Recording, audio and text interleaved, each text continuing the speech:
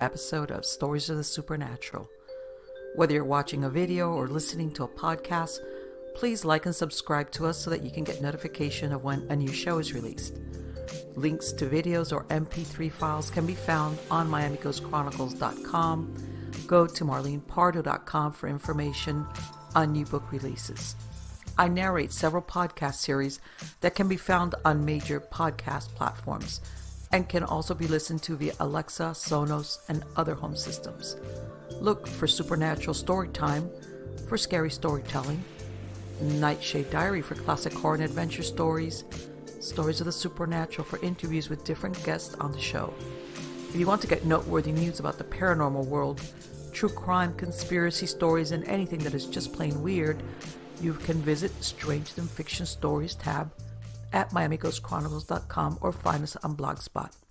I want to thank you for being part of my audience, and I think you are all wonderful.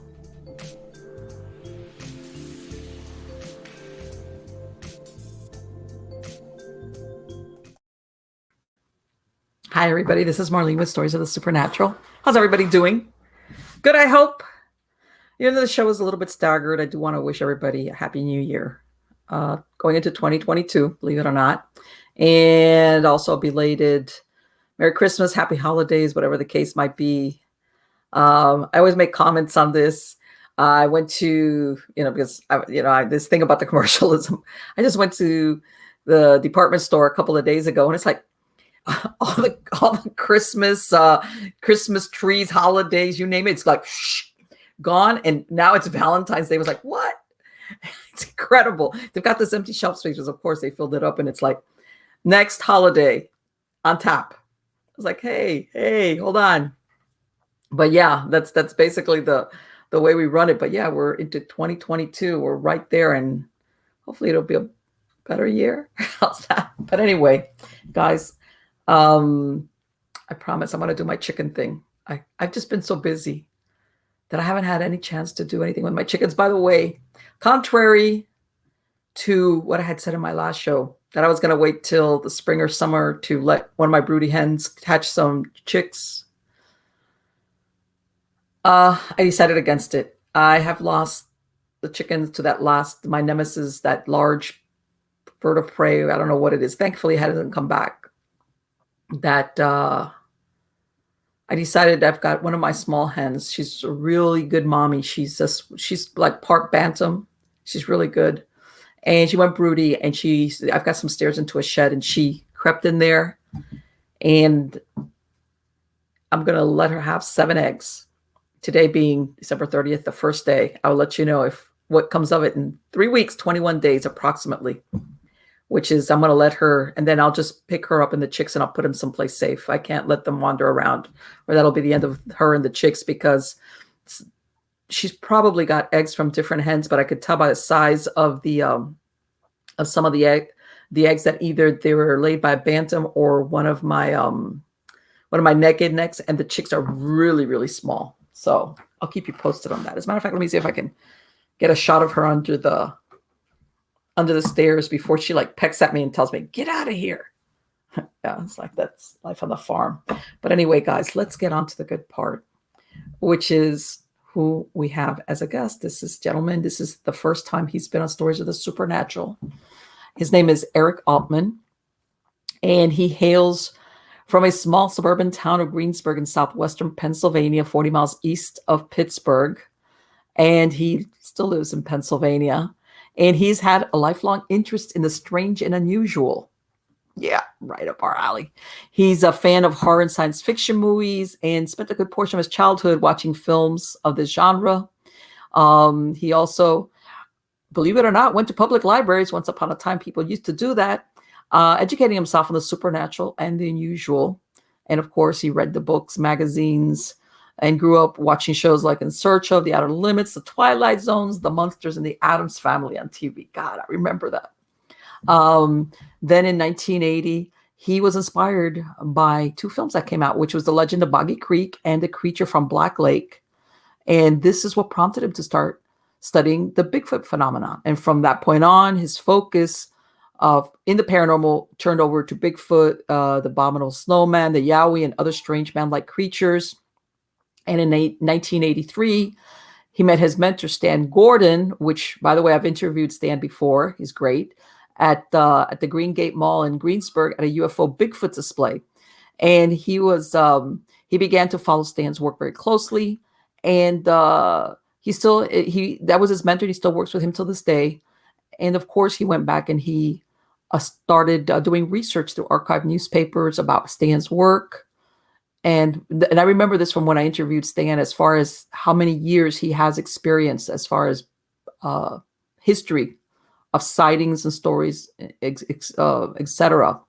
For 19 years, he researched and educated himself on Bigfoot, not only in that local area of Pennsylvania, but nationally and globally. Then he went on to attend the Bigfoot conference in Ohio, and he decided to start investigating with the Southwestern Pennsylvania Bigfoot Study Group, and became a volunteer field researcher for the Bigfoot Field Researchers Organization. It's just the BFRO. And people have heard me before in other shows say, nothing replaces field work, whatever it is that you're investigating. And he stayed in that field. And in 2000, he was appointed the director of the Pennsylvania Bigfoot Society, which he held that position until 2014. And he went off to do independent research. And in 2016, he founded, and he is a director of the Pennsylvania Cryptozoology Society, which the volunteers investigate strange animal and cryptid cases in Pennsylvania and the surrounding states. And he's been involved in assisting with a person investigating close to 300 cases in Pennsylvania and across the country. He's also traveled to other states investigating claims of Bigfoot sightings. And he's hosted 8 East Coast Bigfoot conferences. And he's co-hosted the 2011 Pittsburgh UFO Bigfoot Conference with the Pennsylvania chapter of MUFON. And he's currently the co-organizer and co-host of the Pennsylvania Bigfoot Camping Adventure. All right. So help me welcome him. How are you doing today, Eric? I'm well, Marlene. How are you? Good. Even though it was self-explanatory how you got involved with this, what was it? Even though, originally, like you said, you looked at the paranormal. What was it about the Bigfoot phenomena that drew you in particular for you to start following that field so closely? Well, as you said, I was a fan of horror and science fiction movies, and I liked a lot of the classic B movies, especially ones that dealt with monsters and different urban legends and that. And I came across 2 films, as you mentioned, Creature from Black Lake, Legend of Boggy Creek. And The Legend of Boggy Creek is a docudrama filmed out of Fouke, Arkansas in the early 1970s.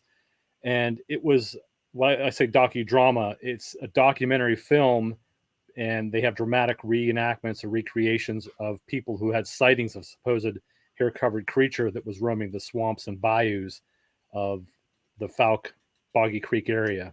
And it kind of fit the genre I was interested in at the time.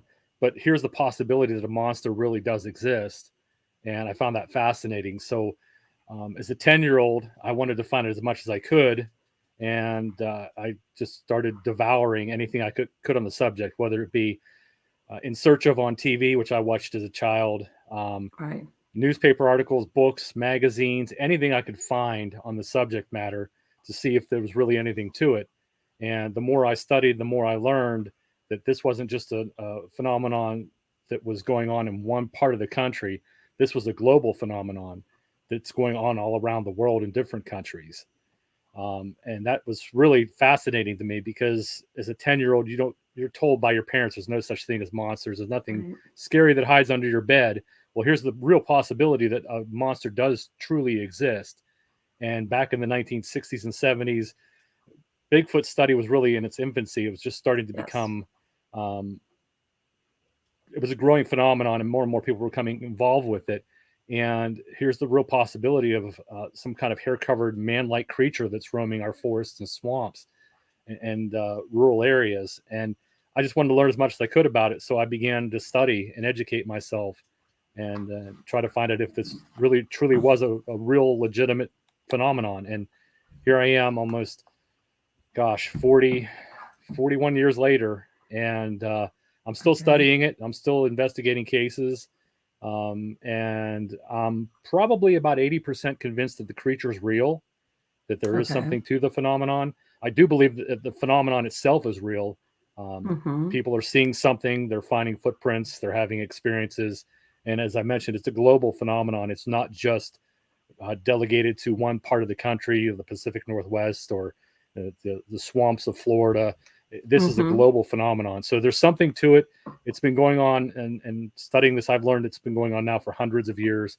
There's literature and documentation that goes well back into the 1700s, if not further. There's Native American tribes that talk about this phenomenon far before white men were here in the United States. So it's a very interesting phenomenon. It's a very complex phenomenon, and it's something that's always intrigued me, and that's why I'm still studying it today. Right. And this is because I interviewed back in 2017 Jim Smith with the Alabama Bigfoot Society. He's passed away since then, and he had been doing it for a long time. And he would tell me, he goes, in all these years, I had people come and tell me stories, and he even had at one point people that would have sightings, like they would be going down the road and they would see something that they would even call the police, and the police couldn't do anything about it. So the police, after a while, came and brought them over to his house. And he said, look, whatever it was that they saw, I don't know. But they believed what they saw, something that was Bigfoot. It wasn't like they were lying, like, they saw something that scared them, and like something that they couldn't believe that they had seen. Right. So he says that, that you could say, well, there's some people that they're imaginative or they're lying. He says, but that leaves a whole swath of people that have actually either seen or heard or something that they can't make fit into all the rational explanations, including, he said, even people that are very familiar with the outdoors, like hunters, outdoorsmen, that they know, what are the sounds that you hear in the woods or the things that you're going to see. They themselves have experiences that they like, okay, this is not the cougar, the whatever type of animal is in that area, the bear. And they, and I've even heard that some of them even lose some of the deers that they've shot. They lose somehow or other, the carcass ups and disappears. So that there's definitely something there. Absolutely. And like you said, even when Native Americans, this was before that you could say, okay, they were influenced by, whatever, seeing this. This was long before any of that. That there was no reason. They were just describing exactly something that was in that area. Do you think that, what do you think? Do you think that mostly that they're just really good at camouflaging themselves? Is that why sometimes they're just not seen as often? They're there. It's just that we don't see them. I think there's a couple reasons why we don't have good documentation of them, film footage, video footage, camera footage. Why we don't experience them more often is, first and foremost, I think it's a very small population. I don't think there's tens of thousands of these things around the world. I think it's a very small population. I couldn't even begin to guess how many, but it's a rare animal. And if it is in an area, it is probably a small family unit in that area, and that's it. They're not behind every tree. They're not behind every bush. Every time you go out in the woods, you're not going to see a Bigfoot. It's a very small population. Secondly, I think they do camouflage themselves very well in the woods. It is their home, and that's what they're well adapted to. So being a brown, a black, a dark gray colored animal, they blend into their surroundings very well. And they're familiar with their surroundings. So they know how to stand perfectly still and look like trees, or hide well enough in a bush that you don't see them as you walk by, or remain quiet and stealthy enough that you don't hear them unless they want you to hear them. So I think that, when you do have an encounter, it's a chance encounter. It's a chance sighting that's mostly accidental. It's not on purpose.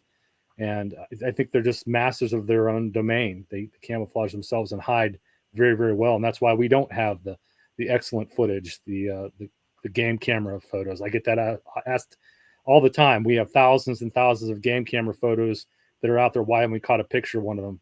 I think they know the cameras are there, and they Right. just They're avoid intelligent them. enough to know what it is. Yeah, it's like putting a TV set out in the woods. Yeah. In your own home, if something's out of place in your home and something just appears, you're going to know it's there. Exactly. So I mean, they probably know these cameras are there. I know bears are able to smell the petroleum in game cameras, and that's why they chew them off of trees and rip them down. They try to get into that game camera, and they Okay. probably emit either an odor or a sound from the equipment, Yeah. or even the infrared lights that some of them give off to take pictures at night. The creatures, I have no doubt, know that they're there, and that's why they avoid the game cameras. That's why we don't get good pictures of them. Right. Have you ever seen one? Have you ever had the chance to see something? I've had multiple very strange encounters in the forest. I can't say we're definitively Bigfoot, but they're not common wildlife. They're not people. I can't say what they were, and I've never seen a Bigfoot just step out of the trees that I can say, yes, that was a Bigfoot. I've seen fleeting glimpses of things that I just don't know what they are. Eye shine. I had an experience in Ohio back in 2008 where I thought I saw something large stand up from behind this 4-foot high brush line. And I saw the form in my high beams of my vehicle for just a split second, but I couldn't tell you what it was. It just looked like something that stood up. I've never seen one clear enough to definitively say, yes, that's a Sasquatch, or yes, that's a Bigfoot. But I've had multiple experiences and encounters, whether they be audible encounters, hearing something, seeing eye shine that's so high up off the ground that it doesn't fit your deer, or your bear, a person, and just having some weird experiences in the forest that really make you scratch your head and think, yeah, there's something going on out here, but no, not definitively. Yeah, because and that's the thing, that some of the times, like you say, when I made, I've heard of stories of people that are very familiar with, let's say, that area, and they know all the animals that exist out there and what they look like, or what you said, at that height, that what else could it be? It kind of eliminates a lot of your possible animals that are in that vicinity. And then, like you said, and I've also heard that some of the how can I say, the calls that they make, that after a while, people that have studied them, they say there's no other animal that sounds like this. Almost like the vocalizations cannot be made by the known animals in that area. Yeah, a lot of the audible reports that I get, I talk to eyewitnesses, they often describe it as something with a very large lung capacity. They're feeling it in their body that a bear or deer is not going to emit that powerful of a sound. So it has a really large lung capacity to make that kind of sound, and project that kind of sound. And with advances in technology now, we can see the spectral range of these recordings. If we capture something on audio, we can look at that spectral range, compare it to other known animals, and see if it falls in that spectral range. And if it's well below that, then we can say, okay, that's definitely not a deer or a bear or whatever. It's something different. Right. Like, exactly. Like, that's what I'm saying, that especially with, like you said, that nowadays they have technology where they could say, they feed it into some type of program. And they could say, all right, besides the knowledge, let's say this is not a wolf or an owl or a cougar or whatever's that indigenous to that area as far as wildlife. Right. I have heard a couple of recordings myself, that I've heard, and I was like, if I heard that and I was in the woods, I'd be like, what the hell is that? Yeah. I'm not gonna go looking for it. How's that? Not that it was scary, but you could tell like that. Yeah, I've heard things like that in the forest myself that really make you pause and just kind of look at your research partner and say, what the hell was that? One example, just this happened this past year. We were hiking on a trail at night, and we heard what sounded like giant owls. And we know there's no such thing as a giant owl. But something in the woods was very loud and very powerful sounding, making that hoot sound. And it wasn't a barred owl. It wasn't a barn owl. It wasn't anything we're familiar with. It was very loud, and it was very close. And we took pause and looked at each other like, man, that's the biggest freaking owl I've ever heard. Yeah, it's like, do I really? And for all we know, maybe they do have the power of mimicry, where they've learned how to mimic other other types of animals. But of course, like you said, with the lung capacity, when they do the mimic, it sounds like, man, how big is that animal that's doing that? Yep. So I've also heard the theory that do you think that there's any danger that they're, like you said, they're rarer, that they don't have, in other words, that their numbers are shrinking because they don't have, how can I say it, enough other Bigfoot to basically mate and reproduce and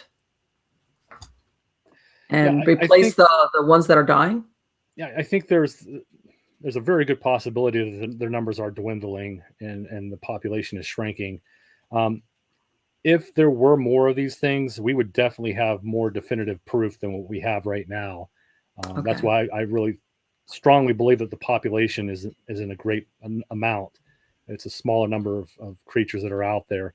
And with the smaller number of creatures out there, obviously they don't have the breeding capacity or numbers to continue their species. So we may be looking at a species that eventually dies out and goes extinct because of such a low number. But unfortunately, I'm not a scientist, so I can't answer that as far as technical terms or scientific terms. But just in my opinion, I think that the low number of these animals eventually, unless they're able to continue to breed, and there's so many theories on that itself, unless they're able to continue to breed, eventually the population is going to die out. And you know, you hear about all these different versions of Bigfoot in different parts of the country. They get like their own name, and some of them they look different. Some are bigger, some are more aggressive, some are smaller. And what do you think that is? That they've basically stayed in that one area and developed these characteristics, let's say, for that environment? Exactly. I think there's so many little small towns that have their own name for these creatures, whether it be Nobby out of North Carolina, the swamp ape, or the skunk ape out of Florida. There's so many different names, and the Native Americans had over 200 names for these creatures. There's 200 different tribes that had names for them. So I think it's an environmental reason, and I also think it's a geographic location and what's in that area, what food sources are there, the type of people that live in that area, if there's encroachment going on, if there's destabilization of the environment where they're tearing down trees, building more and more homes. There's a lot of things that play a factor into these animals, whether it be their size, their aggressiveness, their demeanor. I think there's a lot of factors that contribute to that. And like here in Pennsylvania, they're thought to be thinner, more lanky, if you will, wiry description of the creatures. And they're not like 12 to 15 feet in height. They're usually 6 to 7 feet, maybe 8 at most. And as I said, they're not really aggressive, but they're very thin. And I think the reason why, just in my opinion, why they're thinner than, let's say, like the Pacific Northwest, is you have a different environment. Here you have some mountainous terrain, but not like you do in the Pacific Northwest, where you have thousands upon thousands of acres of forest and a vast food source and water source, where you don't have that same environment here in Pittsburgh. It's Pennsylvania. It's a different environment altogether. And I think that food source is smaller, therefore they don't get the abundance of food as they do like the Pacific Northwest or in Texas or Louisiana in the swamps, where they have a completely different environment and they have a different food source down there. So I think it does really contribute to where they're at, where they're at in the country and the environment that they're in, the people that live there. I think a lot of that plays factors into the type, size, aggression, what you call it, of the creature. Right. And because I tell everybody, people don't realize, I go, whether he's 7 feet or 15 or 8, I go, do you understand the amount of food that an animal, when I say animal, whether it's a human, you have to caloric intake to sustain that body mass. As far as, and sometimes, because I want to say, a lot of people get into this, trying to get into inside the head of a Bigfoot. I'm thinking something as big as that probably spends the majority of its day feeding itself, or in other words, searching for food or hunting, if that's what it needs to do, just because it needs it to maintain itself, whether it's the body warmth, the temperature, whatever. Yep. And like you said, I think that every once in a while, like with hunters, maybe it'll follow hunters because maybe it's an older member or sick and they know, hey, I can get one of their deer. In other words, like you said, they know when the hunters are in the area, they're going to bring down some type of prey that maybe, Yep. I did something to my foot and I can't chase that deer anymore. Right. I think that sometimes it's mostly their pursuit for themselves, not because I think they try to avoid us as much as possible, unless they're forced into some situation. Do you think that Bigfoot are just that? When I say animals, I want to use animals as whether people say they're some type of primate offshoot. Do you think they're just strictly physical animals? That's a tough question to answer. Right.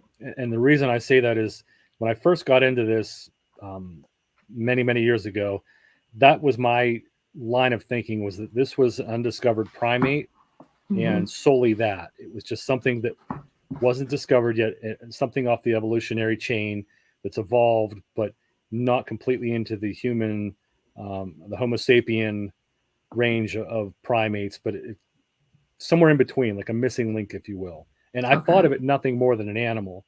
But the longer I've been in this and find and interview more people and find more information about it, I'm not sure it is just a primate.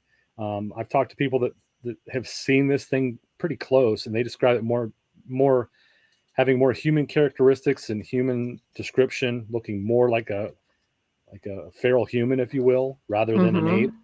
Right. So at this point, it's hard to say. It really is. It's hard to say what this thing is.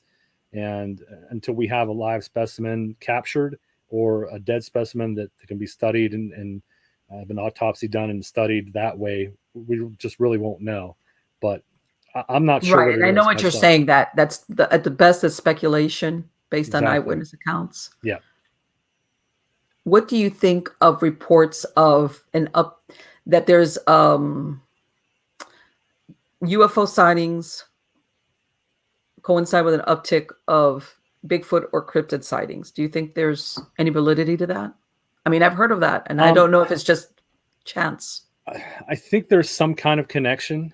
I don't know what it is. All right. And the reason I say that is because, especially here in Pennsylvania, we have a long history of these creatures being seen at the same time as a UFO sighting has taken place, or shortly before or after. One or the other have happened. There have been multiple sightings, especially in the 1970s. I'm sure Stan talked about that when he was on your show, that there were a number of sightings where there was a UFO sighted either at the same time as a Bigfoot was sighted and the eyewitness experienced both, or there was UFOs sighted a few days before in the general area, and then a few days after the Bigfoot was reportedly seen. I think the whole paranormal in some way or another is all connected somehow. I haven't figured that out, and I don't think I'll ever be able to figure that out. But right. Kind of connection there. And one of the things Bigfoot stuff, I think, yes, it's some way connected. Right. And one of the things that Stan, I guess, because when you track stuff for so long is when you're actually able to see a pattern, or we've got all these UFO sightings, and look at this in that same area.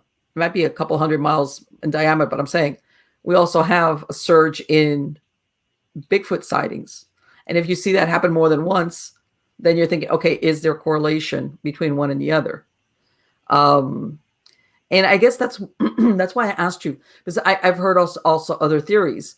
Are these Bigfoot, if not all of them, some of them, are they coming in through interdimensional rips? Is that why we can never find them? Is that why we can't come across? Or is that just strictly just two parallel things, but they don't meet? This is going on the supposition that you have interdimensional travels from UFOs. Right. Well, along with the UFO and Bigfoot thing, there are people that have claimed that they've seen a Bigfoot materialize and disappear right in front of them. And I'm not talking just step behind a tree and hide. I'm talking physically it was there, and then it just kind of just disappears. And they relate that to possibly an interdimensional travel. And there's a lot of experienced researchers who are now coming forward and throwing that possibility out there. I don't think I can do that yet, simply because we don't know anything about interdimensional travel. It's all speculation. It's all hypothesis. It's all guessing and presumption. So I can't say that Bigfoot is an interdimensional being or not. But I've talked to people, and I've talked to quite a number of people over the years that claim they've seen a Bigfoot walk in front of their car, and they could see plain as day with the high beams on it. And it just, 1 second it's there, and the next second it's gone. And it didn't continue across the road. It was just there and gone. Right. Is and it it's a pretty big animal. That's a pretty big thing. Yeah. Is it possible that Bigfoot has some kind of pheromone that it puts off to maybe confuse our senses, or ultrasound that puts off a very low based, low decibel sound like tigers do? They do that to stun their prey. Is it doing something like that to maybe confuse our senses where we just don't see it anymore? I don't know. Again, I'm not a scientist, so I don't know what this animal's capable of doing or not capable of doing. But I hear stories from people all the time and talk with other researchers from around the country who share the similar stories.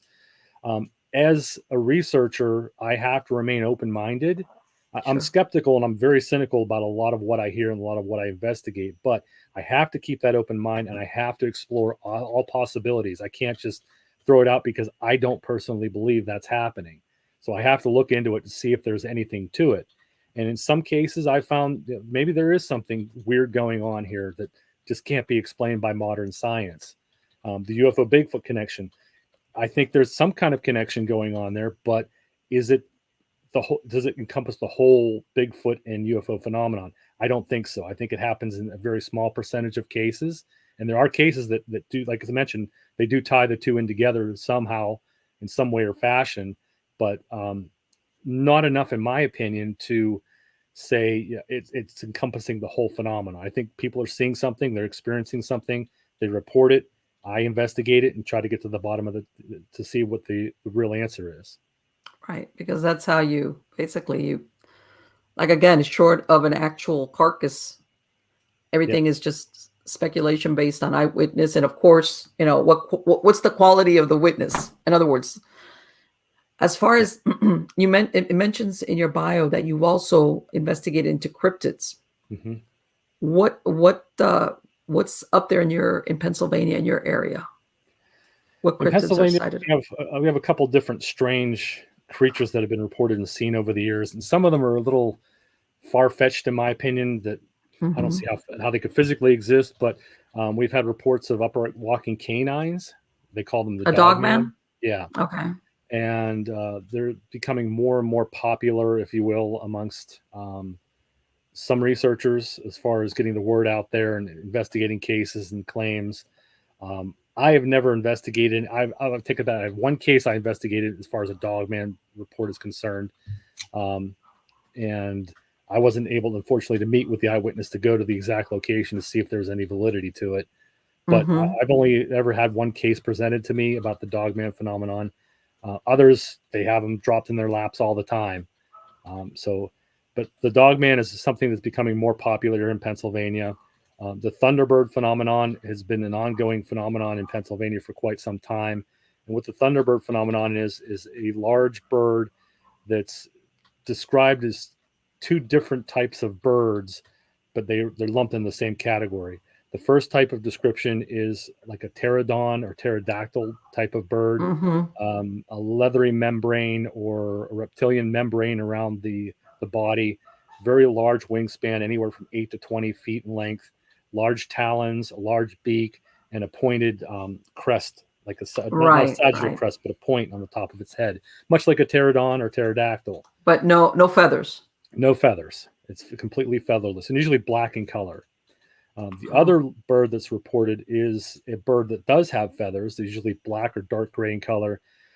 Some of them have a white ring around its neck, a very large beak, large talons, and a wingspan of anywhere from, again, 8 to 20 feet in length, and a very, very massive sized bird. We get those reports quite frequently, and throughout the state. It's not common in one particular area. We get them, I think the last couple of reports that came in were this past, I want to say August, September. Okay. We've got reports in Pennsylvania, people seeing them from their cars or outside walking a dog and happen to look up and see this enormous bird fly over. That happens not as frequent as the Bigfoot sighting reports come in, but it does happen quite frequently. Those are the two main cryptids we get reports on here in Pennsylvania, aside from Bigfoot. Occasionally we'll get a giant snake reported, anywhere from 12 to 20 feet in length, very large. I remember reading a report from the 1960s, I want to say, of a very large snake that was as large as a stovepipe coming out of a cabin. They compared it to. Wow. So occasionally we'll get the large or giant snake reports. And I think aside from that, we get some really strange reports that don't fit into the realm of cryptids. We had one back in 2012 of a giant walking gargoyle-like creature with large wings on its back. Yeah, across the road in front of a car, and somebody watched it walk under a road sign that was 8 feet in height. And it just didn't have to stoop down. It just literally walked right underneath it. So it was pretty tall. I think it was about 7.5, 8 feet, if I'm not mistaken. So yeah, we get the really one-off shoot cryptids occasionally too. Pennsylvania is a very strange state altogether. There's some weird stuff that happens up here. Let me ask you, this is a little bit on the offside because I did an article on this. I don't know if you're in that area, that back in the 60s, I think it was, that there was a guy that they called the Green Man. That later turned out, people would talk about seeing him on the road, and later turned out that he was a real guy that had a really disfiguring accident. And he turned out to be a nice man. He just had been disfigured because he had a childhood accident. But when you're right, that actually happened in a suburb outside of Pittsburgh. I believe in Beaver County, and he had a deformed face, and the urban legend and myth grew around him being the Green Man. And there was stories about him living in a tunnel, and he actually glowed green. It wasn't the truth at all. He was actually a really nice guy, just had a deformity of the face, and I think he had some kind of electrical accident. I don't know the whole story on it, but he was a real person, and he wasn't an urban legend or myth or a scary monster or anything like that. But it's amazing how stories can start out with truth to them and get twisted and turned over time to become something completely different that they never were in the first place. And the reason why I asked you about that interdimensional travel is that, or whether we want to call it interdimensional pockets, if not travel per se. So some people say, well, this is the reason why, even historically, you'll have reports of these weird creatures, like you said, and a bunch of people see them and then it stops. All right. Like everybody sees them, and then the sightings stop, and they say, and a lot of the witnesses are credible people, and they're saying, okay, the reason, like, in other words, it came in through a rip, and it was able to leave, and then it was sighted, and then that was the end of the sightings. And how can I say it? You know how Mothman has that reputation of being either something bad's going to happen or something. Right.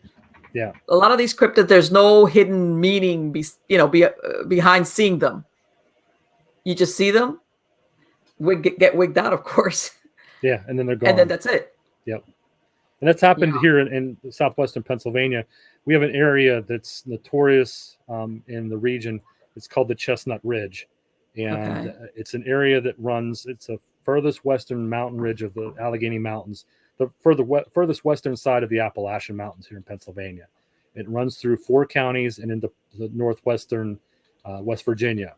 All right. And there's a long history of all kinds of phenomenon that goes on up there, from hauntings, haunted locations, UFOs, strange lights in the forest, various anomalies from cryptids to strange creatures. There's just so much phenomenon that goes on. It's become legendary in this area, and it's just, one reporter actually called it in the 1980s. He wrote a newspaper article and he called it the Twilight Zone of Pennsylvania. Just so much strange stuff happens here, and I live right in the foothills of it, so I do a lot of my research there. But we get all kinds of weird phenomena, not just Bigfoot reports, not just Thunderbird reports. I mentioned the gargoyle sighting. That's wow, crazy. And Stan Gordon had documented in one of his books about a dragon that was reportedly seen flying over a guy walking his dog back in, I believe it was the early, I want to say the late 2000s, maybe 2014, 15, somewhere in that time frame. But Uh-huh. yeah, he claims he saw a dragon. He saw it well enough. It was at dusk. He saw it. He saw outside pole lamp, and it lit up the area. He saw it well enough that he said it wasn't a bird. It wasn't a plane. He could see the talons. He could see the leathery skin on it. It wasn't like a thunderbird. It was a dragon. And we get these weird reports all the time. I talked to Stan. You mentioned he was my mentor. I still work with Stan today. I talk to him probably once or twice a week on the phone, and he relays cases to me that he's gotten. Credible eyewitnesses, police officers, law enforcement officers who see a shadowy humanoid figure across the road in front of their vehicle that you can barely make out a form, but it's there. And it doesn't have any facial features. It doesn't have any distinct features, no clothing on it, nothing you can see, but a form that looks like a human cross the road in front of a vehicle and disappear. Just weird stuff like that happens in this Chestnut Ridge area all the time. I've experienced stuff. My research partners have experienced stuff. There's no rhyme, no reason for it. We don't know why this area is notorious for the sightings, but they go on for a long, long period of time, and then they stop. They'll completely stop. We'll have a flap, if you will, of Bigfoot sightings that go on for a year or two, and then it goes deadly quiet, and we don't have any Bigfoot reports. Right, like it's on a cycle or something that's going on that drives the behavior or whatever. The UFO reports are constant. They're all year round. They happen all year round, and hundreds, if not thousands, of people have seen stuff in the skies. So that's a constant. But the cryptids, that's a cyclical thing where it happens, it goes away, it happens, it goes away, and we get those one-offs. Like I mentioned, the gargoyle. That I believe that was seen a couple of times by different people, but ever since that little burst of reports came out, nothing since. The dragon was a one and done.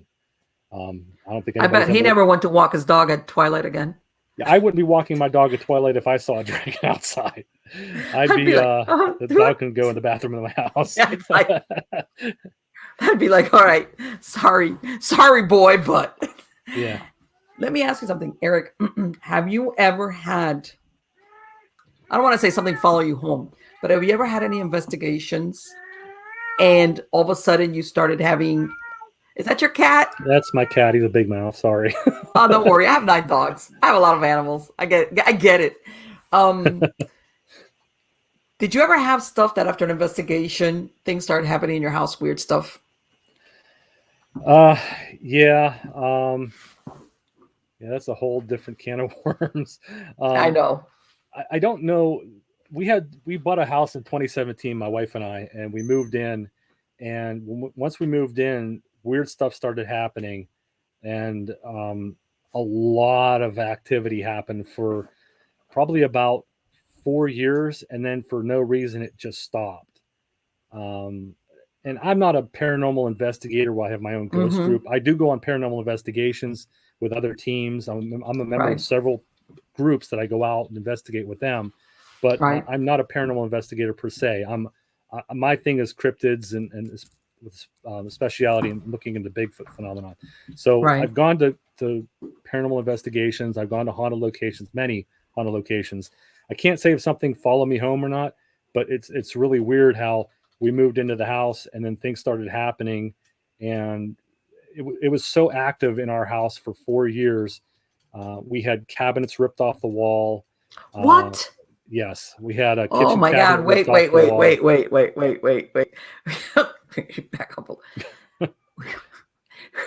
I mean, I've been doing paranormal investigations since the 1990s, so that's why I'm saying that's on the scale of manifestation. That's like way out there. Did you know the history on the house at all? I was doing research on the house to find out if there was any history on it, and we found out the house was built in 1973. We live in a normal neighborhood housing plan.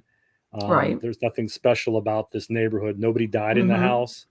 The couple that moved into the house in 73 when the house was built was the only couple that lived here, and they lived here for 40 years before they sold it to us and moved out. They didn't tell us anything weird that happened in the house. We didn't get any weird vibes in the house when we were looking at it, or checking out the rooms, or I mean, this was our dream house. It was perfect for my family. So I never found anything out about the house that's strange or unusual. And you can say, wow, I wish I'd known about this. Yeah, I mean, nothing jumped out at me. We've had, if I remember correctly, I'm trying to think, 1, 2, 3, 4 different psychic mediums in the house to conduct readings and investigations. I've had 5 different paranormal groups in my house to conduct investigation. It was that active. And what did they tell you? Different things, actually, which was kind of surprising. I was gonna say, did any of them agree on anything, or No. that you were like, oh, and that, and then okay? No. And one paranormal group told me there was a ghost of a little girl that didn't like me, and that was why she was so aggressively pounding on the walls and slamming doors and turning TVs on, and why she ripped the kitchen cabinet off the wall and dropped it in the middle of the kitchen floor. Some little girl. Yeah, we had another one tell us that someone died in the neighborhood and their spirit was haunting our house. So Okay. we had so many different reasons why our house was haunted. Right. It's difficult to tell who was accurate and who wasn't. With not finding anything in the history, maybe they were all wrong. I don't know. The last person we had in here was a sensitive clairvoyant, and she did a blessing and a cleansing on the house and on the property. And after that, we haven't had anything to that scale of activity in the house. But it started with knocking on the wall at 3 o'clock in the morning, where something would knock and wake me up. The first major thing that happened that really convinced me something was going on was I'm a light sleeper, and I hear a lot of noises that wake me up. And I heard what I thought was my son get up from his bedroom, and our bedroom is right next door to his. The 2 doors almost connect. I heard his door open and shut. I heard somebody walking down the hall. And when I heard his door shut, I woke up and I yelled out to him. I said, "Is that you?" And I got no answer. And he usually answers, say, "Yeah, it's me, Dad," or, "I'm going down the basement," whatever. And I heard this person walk down the hallway, turn the corner and go down the steps. And we live in a split level ranch. So there's 2 sections, 2 set of stairs. One goes down to the landing of the front door and then down to our finished basement where I'm at right now. And I heard somebody walk down the steps and go down into our garage. I heard a garage door open and shut. And I was thinking, oh my God, somebody's in our house. So I jumped out of bed and made a beeline down to the basement. And when I walked into the finished basement, all the lights were off. The garage door was shut. I was not hearing any sounds. So I went into the garage. When I opened the garage door, the lights in the garage were out. I turned them on and I pulled the garage door shut behind me, and I checked around the garage. There's nobody in the garage. I thought that's really weird. When I turned around to come back into the finished basement, all the lights in the finished basement were on, and I had not turned them on. So I stood there just puzzled for a few minutes thinking, okay, I see this stuff on TV. I see these people talk about this stuff happening, and I've never had this stuff happen to me before. And this is not my imagination, because what's going on here? And from there, it escalated into banging on the wall, doors slamming shut, TVs coming on and off, not just one TV in the house, multiple TVs coming on and off. We have an electric fireplace here in the basement that has come on by itself. Our dogs would bark at nothing. They'd be staring down the hallway, growling and barking, but there's nothing there. The footsteps, so much stuff happened. October of 2019, about 2:30 in the morning, I'm sound asleep. My wife's sound asleep. And as I said, I'm a light sleeper. And I hear this huge crash. And I sat up in bed and looked at my wife. And the first thing we thought was, okay, the cat's knocked something off the table or knocked a chair over or something. My wife got out of bed, walked down the hallway into the kitchen. I heard her say, "Oh, bleep." My son got up because he heard it. He went in the kitchen. He saw it. He went, "Oh, bleep." And I thought, well, I better get up and go look. So I walked to the kitchen and I said, "Oh, bleep." And what had happened is we had a 2-door cupboard that was solidly attached to the wall get ripped off the wall and dropped in the middle of the kitchen floor and shattered into pieces. And I looked at the wall, and the nails and the screws that were holding that cabinet in place were still in the wall. So something pulled that cabinet off the wall with great I was going to force. say, yeah. Sometimes you'll see that they're still attached to the thing and they ripped out of the wall, but they're attached to the furniture. Yeah. But you're saying there was no nails in that cupboard. They were all they were still all attached to the wall. So that kind of freaked us out a little bit, thinking, man, whatever's here has, if it is a spirit or whatever's here that isn't happy, for starters, and it has that much energy and force to be able to rip a cabinet off the wall. Yeah. Yes. Something happened shortly after that kind of convinced me that we definitely had something paranormal going on in our house, and that's why we got the teams in here to investigate. I bought a riding lawnmower, a riding tractor, and I kept it in our garage for storage. And I had bought a bag catcher for the back of it, and it has this pretty heavy bar that holds the bag catcher in place. And it wasn't attached to the riding mower yet. It was sitting on my bench, which was on the opposite side of my son's car. And the riding lawnmower was on the back side of my son's car. And while sleeping one night, I heard a huge crash in the basement. And I got up and came down thinking, oh, here we go again. Open the garage door, go in there, lights are off, nobody's in the garage door, and started looking around, and here that grass catching bag bar left my bench and was thrown over my son's car and was on the floor behind his car, a good 7, 8 feet, 10 feet. And I hadn't touched it. My son hadn't touched it.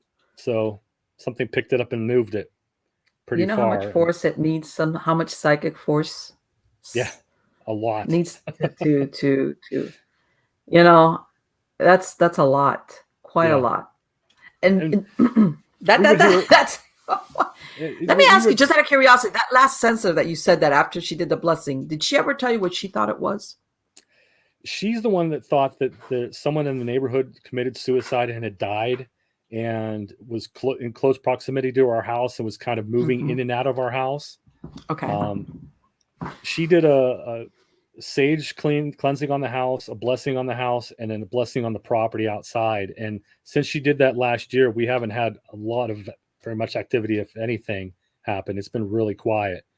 But for those good 4 years, from 2017 up into probably the beginning of 2021, it was active. I mean, stuff was happening almost on a daily basis. And it wasn't scary stuff. I wasn't scared of it. My wife, it was more annoying to her. And to me, it was fascinating. I wanted to find out what exactly was causing it and what was going on here. There were a couple times that really concerned me when I heard my son in the garage yell out like he hurt himself, like whether he cut himself or what it was. I heard him yell out like he was in pain. And I rushed into the garage looking for him, and I was yelling all through the house, "Where are you?" He's sitting out back on the back porch swing. He was talking to his girlfriend on the phone. And I'm like, "Did you just scream?" And he said, "No." I said, "Did you get hurt?" "No." Well, something in the garage sounded exactly like you, that sounded like you got hurt really bad. And it wasn't him. He was out back and didn't make a peep. So when something starts mimicking your family. Oh, yeah. And by the way, that's not a residual haunting. That's an intelligent haunting. Yeah, that's not like something concerning. So to answer your question about if something followed me home, I don't know. And you know what? The reason why I ask this is that I've heard, a lot of people, you hear about these paranormal investigators that they go on a paranormal thing and then something follows them home, and you still could get, the reason why I say you could be doing an investigation into, how can I say it, a cryptid case. Or the reason why I say this, I used to attend some meetings for the UFO awareness, whatever. And I remember a lot of times I spoke to some of the people that would tell me that they had UFO sightings, and then they started having paranormal activity in their house. And they couldn't understand why. It was like one thing they would, you know how people talk like, have you ever heard of this? I remembered seeing, and sometimes it wasn't even, it was just a sighting, not a UFO, no ET, no abduction, nothing like that. Right. And then after that, they start having weird stuff going on in their house. And they're like, it was more than one person. And that's why I mentioned earlier that I think maybe there is some kind of connection between all the phenomenon. Right. And I'm sure you're familiar with the Skinwalker Ranch phenomena out in Utah. Yeah. Where you're thinking, okay, here you have these sightings of all these cryptids, weird stuff, God knows, dire wolves. I mean, and then you hear that the family that used to live there, what was it, the Shermans, were having all these paranormal experiences inside their house. Right. Yep. So you're thinking, so what is it? Are we talking here cryptid, UFO, ET thing, but then they were having really weird stuff going on in the house. Yeah.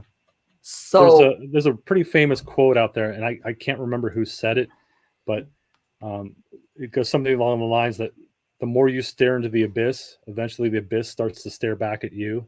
yes, it does. So Yes, it yeah, does.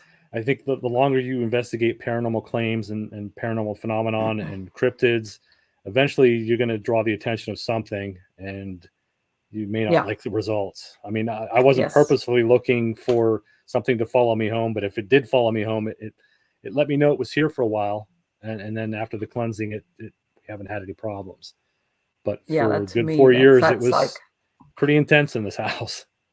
well, and like you said, the couple that lived there, and obviously they were alive when they sold it, Yeah. and they didn't mention. And you can say, well, but it would be hard to overlook a phenomena of that at that level. This was not like, oh, every once in a while, you'll hear a door close, or you'll hear steps, or the toilet will flush. Something that's. But what you're describing is way out there. Oh, way out there. It was so intense. It was just. I started writing a journal of everything that was going on. I kept track for about 4 months, and I had like 8 pages of stuff that happened almost on a daily basis. And whether it would be footsteps or knocking or the TV coming on or the door slamming shut, something was always happening. And it got to the point where we were just getting kind of used to it. We were like, what's going to happen today? And kind of expecting something to happen. It wasn't scary or terrifying. I mean, we didn't see any scary dark shadows in the house or anything ominous. It didn't feel oppressive. It didn't feel like there was anything scary. We had a couple of those WTF moments, like when the cupboard came off in the kitchen and that lawnmower bar. I mean, there's a big metal heavy bar that sat on the back of the riding lawnmower, and that was moved. A couple of moments like that were like, wow. Or hearing my son in the garage and he's clearly not in the garage. Those kind of things are they make you kind of raise your eyebrows a little bit and like, wow. Did you have the phenomena in the entire house, or was it restricted just to certain areas? No, like it was the entire house. Everywhere. Yeah. When it first started, it seemed like it was just the knocking upstairs in our bedroom, and it would be 3 distinct knocks. I mean, even to the point where my wife would sit up in bed and she'd nudge me and go, "Did you hear that?" And I'm laying there hoping that she heard it so I wasn't going insane. She'd be like, "Did you hear that?" I'm like, "Yep, I heard it." Or I asked my son, "Did you hear that?" And he heard something. That was the beginning of it when we heard the knocking, and that went on for weeks, and then it kind of intensified from there. Yep. Yeah, it really ramped up. That is incredible. But yeah, it's very possible that what she told you is accurate. I have heard of, because, sometimes a lot of people think, like, when they look at, the phenomenon of a haunting or something, they always look at, well, it had to have happened on this property or in this house. Mm-hmm. And sometimes you will have that. I mean, I've done cases where there's been an accident at an intersection close by, and for some reason, somebody in the neighborhood picks it up. I had another one where there was a child got hit by a car in that neighborhood, and the kid went over to their house because he used to live there, and they moved out of state. They moved down here to Florida, and they started having all this phenomena go on. Basically, what it turned out was this child that had gotten, you would think, well, why wouldn't the kid go home if that was a case of a haunting? It's because the kid would play with their kids.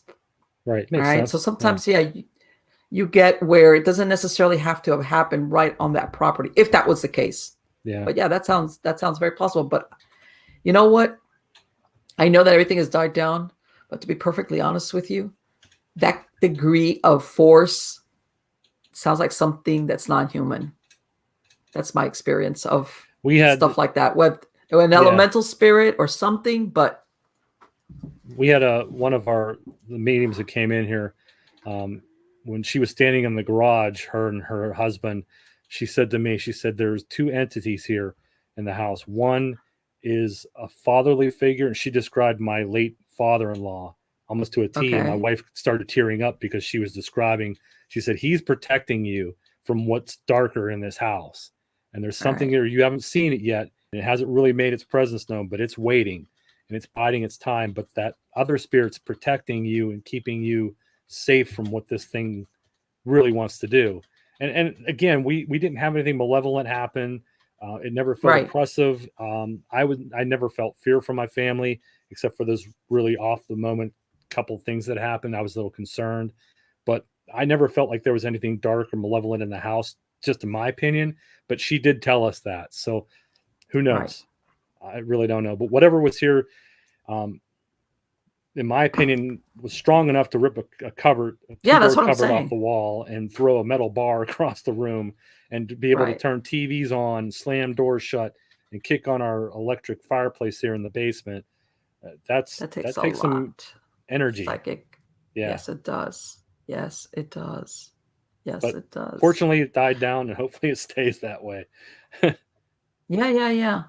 Let me ask you, right before, and I know you might not remember at this point because who knows. Right before you moved into the house, because you're telling me basically the triggering event was once you moved into this house that you had you been doing any type of investigations No, in a rural setting outside of the city or anything like that? just my Bigfoot stuff, and that's usually done in either the Chestnut Ridge or in rural settings, forests and stuff like that. Okay. But I wasn't doing any paranormal research at that time. No.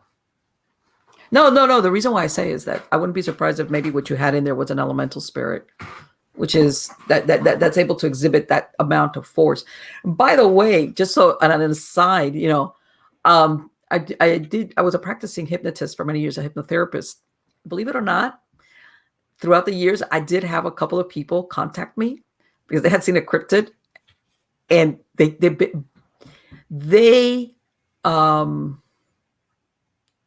wanted to forget. They weren't able to sleep. they were a wreck. Right. And they ended up calling me or contacting me because one of them was, he basically was, had problems sleeping. He was walking around like wigged out. Another one wanted me to make him forget the event of what he had seen crossing the road. Sure.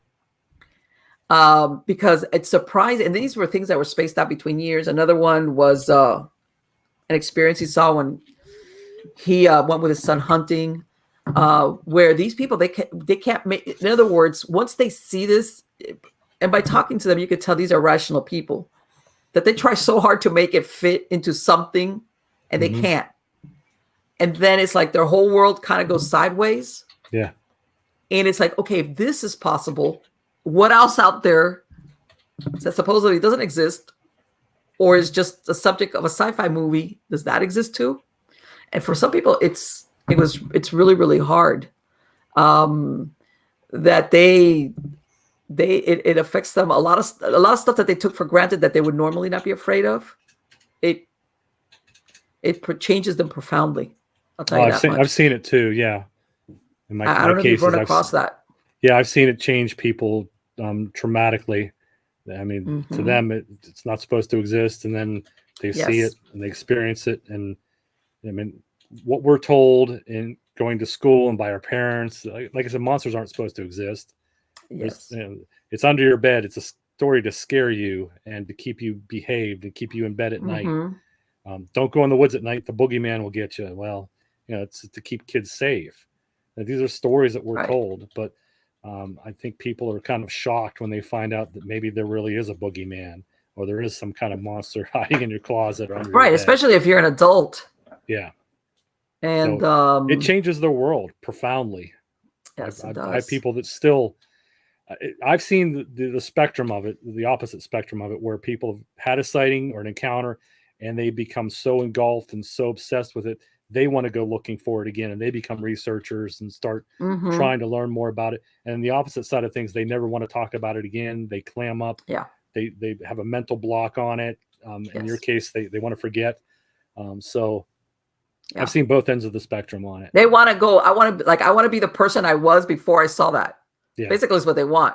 I want to live that ignorance is bliss thing that I had going on, which I didn't know how blissful it was. And, basically you can't do that. There's other ways to address it with hypnosis. But yeah, I had people when they talk to me where to them, especially as an adult, and I want to say it, especially for men, it was like, I can't stand being this fearful. I can't. And I don't know how to not feel that way again, unless I, like you said, block it out or forget it. Mm-hmm. And, people that know, I don't lie to myself. I know what I saw. So yeah. Yep. And I'm sure you've, like you said, you run across it where, they don't, how's this? They don't ever want to be in a situation where they will ever again have that experience. Contrary to the ones that run off and want to do Bigfoot knockings and find Bigfoot. Yeah. Which, one last question. Do you think that that's intelligent, or if we don't know exactly what we're communicating to a Bigfoot, should people be a little bit more cautious with that? I do it, and I throw caution in the wind when it comes to that, because I don't know what we're saying. I mean, the wood knocking, who knows what it means? There's speculation. Right. We could be communicating, saying, hello, we're here. It could be a warning sign. Who knows what it could be? The calls that people do, they do the whoop calls, or the howls and the screams. We don't know what we're saying to the Bigfoot. It could be a mating call for all we know. Yeah, I know. It's who shows up? Here comes that Bigfoot through the woods full speed because he thinks you're a female and he's going to have his way. And I don't encourage it, but like I said, I throw caution into the wind, and I'm guilty of doing that. I want to get a response. I want to hear this thing knock back, or I want to hear it howl back at me. That's what my intent is. And hopefully we can capture something on audio recording, but it's not something that if you're not experienced and you're not prepared for the result, I wouldn't suggest doing it, because it's like the old adjective, be careful what you wish for. Have you ever come across an area that belongs to maybe to a group of Bigfoot? Because I've heard of this, where people leave them food and they actually, in other words, they have like a common trading area where people leave things for them, or food and things like that. Have you ever come across that? No, they call it gifting, and I don't get involved in the gifting stuff. I've never experienced it myself, and I don't know anybody personally that has. I've seen people's stories and different things on social media and the internet when they talk about it.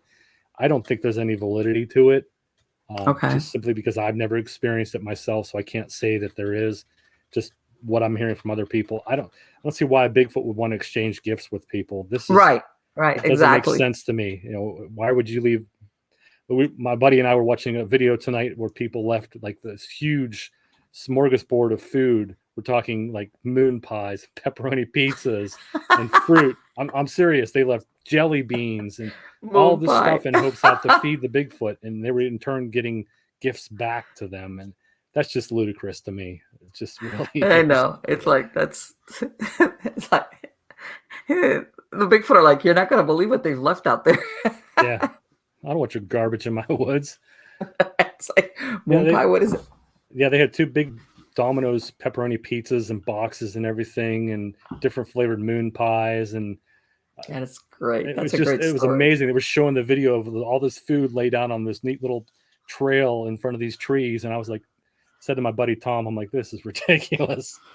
We were actually laughing to myself. Also, that's another thing. I mean, God, there's a million animals that are going to come in and devour that. Yeah, yep. And it's not going to be the Bigfoot.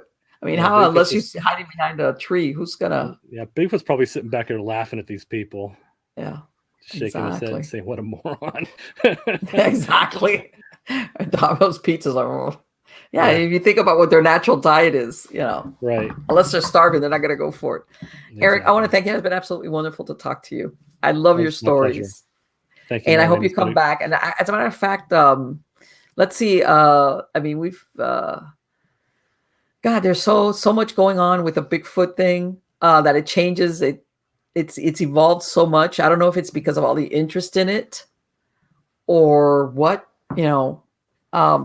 I hate to say it. Part of me is like, I don't want them to find the proof. It's like, there's a mystique about it.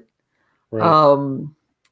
That it's like maybe as much as people want that proof, like you said, like actual proof, like I've got a live one or hopefully not a dead one, but this is it. There's no,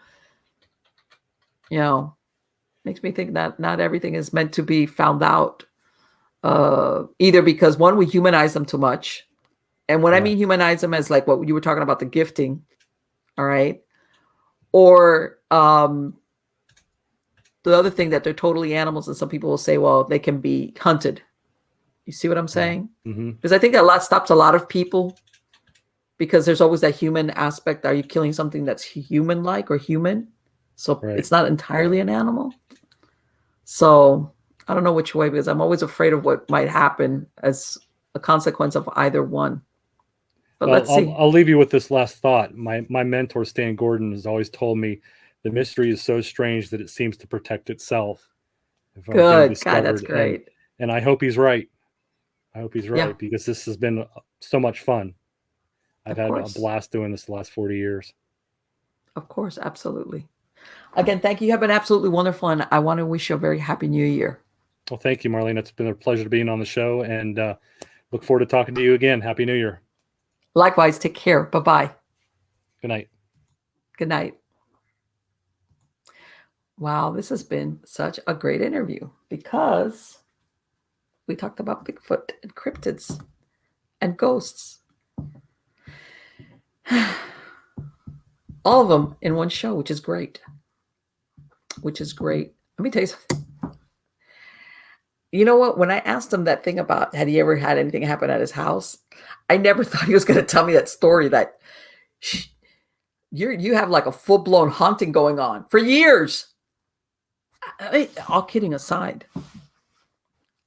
do you know how much force it takes on a psychic level? Let's say for a non-corporeal being to pull a cupboard or rip it off a wall or throw a bar like what he described? Let me tell you something. That right there, that's like, part of me wants to say that was definitely a non-human entity. As a matter of fact, many years ago, one of the ones that proposed that theory was a gentleman. I should have him right. His name is Kyle Cobb, Cobb. And he described. He says, "You know what, Marlene? Whenever I go on investigations and I see phenomena that you need a lot of force, in other words, to produce this phenomena, right away I go in the direction that this is a non-human entity that's causing it." Which, by the way, a lot of people don't realize. You could go into an investigation and you could have human entities there, human ghosts, and you could have a non-human also the reason why I say this is that you'll have some people that say, well, I saw the man, the old man, the lady, the whatever, the shadow that was human, whatever. You could have that. All right. Or even a history of, okay, you know what, the people that used to live here, somebody died, and you could have that. But then you'll have the phenomena like what he described, where these what's happening is so in your face that it's like, this is not my imagination. It's not like, well, it's that, but I really thought it was the other. It's like, this is what it is. Of so much force that it indicates a non-human source. And they're saying, but you know what? I saw that old man that used to live here that died in his bed, and I saw him shuffling down the hall. How come we're having all this going on? This over the top stuff, because you have both things. You have both things. You know what? And it's really interesting because I'm thinking to myself, okay, you know what? I know he said that the prior owners did not mention anything, which you think, well, why would you? Why would you spoil the sale of your house? But then I'm thinking, wait a minute. If you've lived 40 years, a really long time in a house, I can't imagine somebody putting up with 40 years of an extreme situation like this. One thing is if you got a knocking or stuff like that, and it comes and goes, and it might be residual for all you know, even though it's a brand new house. But to live 40 years and have that type of activity, nah, I don't think they would have lasted there 40 years. And whether that sensitive was on the money, as far as that they had picked up a suicide that from that area that decided to drift over there. Sometimes people don't realize that when you sometimes it's especially in an intelligent haunting, the attraction that you say, well, if they just moved into this place, and let's say there was the suicide there, why did it come over here? Especially if I just moved in, I'm a brand new neighbor. I have no. Sometimes all you need is for somebody in that household to remind that if it's a human entity, remind them of someone they knew. Okay. It could have been him. It could have been his wife. It could have been his son. Something about them. Like the, hey, I if they don't look like them, it reminds them of something, and they just drift over. Even though, again, based on what he described, that maybe there was, or let's go down the rabbit hole. Maybe this was a suicide with a non-human entity attached to it, which might have even figured into the suicide itself, the reason for the suicide, or the behavior of that human. So it was like you get two for the price of one. Yeah, it came over, and of course, obviously, her dad, his father-in-law, was running interference. But yeah, that might have been where that suicide had come over with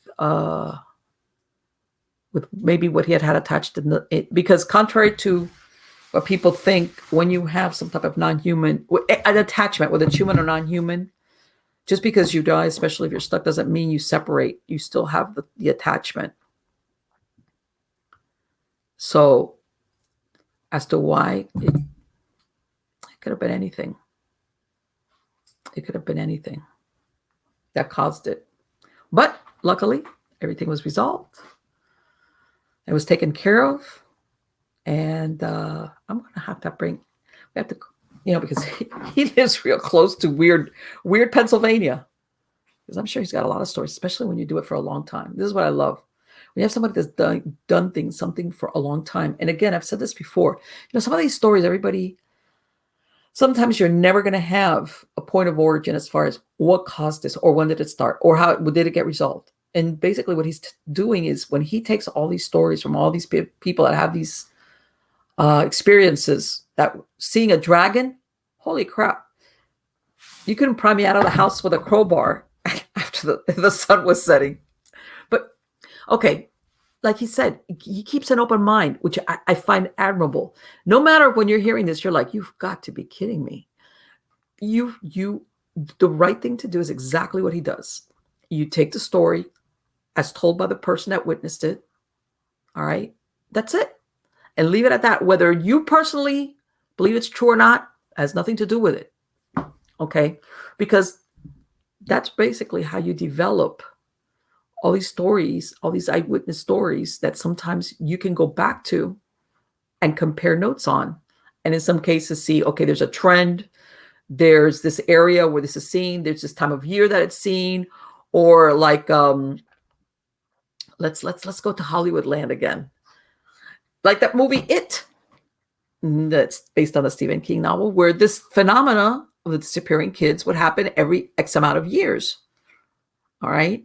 And it was, remember, in the movie, the only way that they kind of figured out is that they started doing research and saw that every X amount of years, there would be a string of children disappearing from the little town.